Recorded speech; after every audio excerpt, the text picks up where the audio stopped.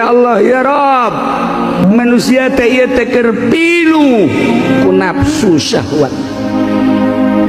Geus kumaha kahayaangna bae manusia. Nagara teh kieu geuning kaayaanana. Kaula teh diangkat jadi ulama ku Gusti teh. Ieu teh jang mecahkeun masalah teh kumaha. Nyuhunkeun Gusti abdi teh datangkeun seseorang ka abdi yang bisa musyawarah. Cicing menek ieu torojol teh ieu jelema naik kuda. Ah ieu meureun ieu utusan Allah. Kebenaran matana teh hiji. Matana ngan hiji. Masya Allah ditanya ke Imam Abu Yazid. Bucek Imam Abu Yazid bananta anjeun sa ai kula teh ieu teh dipanggil ku maneh teh ya. Keraya di gunung ieu teh kadenge suara maneh diutus ku Gusti Allah titah ka dieu dek musyawarahkeun negara. Oh bener.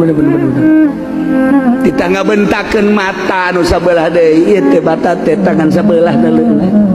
Tanda di negara teh kuari teh ieu jelema teh matana keur neuleut teh sabelah. Ai kudu hayang nyaho mah. Rata we. Disarahanana ya Allah ya Rabb. Kita belah kita mukakeun mata nu sabelah ieu. Abu Yazid. Cek eta wali teh. Ai anjeun teh saheula engke heulanan kulit teh diutus nah kulantaran sakitu menta gerage ka Gusti Allah ieu mata teh supaya bentak sebab jelema lamun betah teh sabelah dedeuleunangan sabelah bae lamun neuleuh sebelah mata nu bener ge bakal salah bae maka menta gerage ka Gusti Allah supaya ieu mata teh bisa duanan.